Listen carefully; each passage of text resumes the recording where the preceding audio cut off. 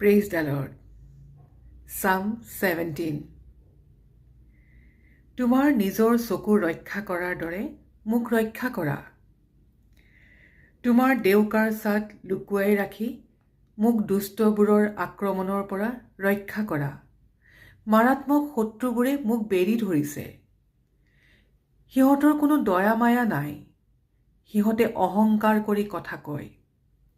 মই যলৈকে যাওঁ ততে সিহঁতে মোক বেৰি ধৰে। মোক মাটিত বগৰাই পেলাবলৈ সিহঁতে সুযোগ বিচাৰি থাকে।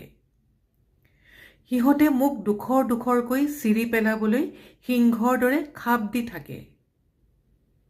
হে ঈশ্বৰ, আহা, মোৰ শত্ৰুবোৰক আক্ৰমণ কৰি সিহঁতক পৰাজয় কৰা। তোমাৰ তৰোৱালৰ দ্বাৰাই দুষ্ট লোকবিলাকৰ পৰা মোক ৰক্ষা কৰা। Amen. Thank you, Jesus. Thank you, Holy Spirit of God. Thank you.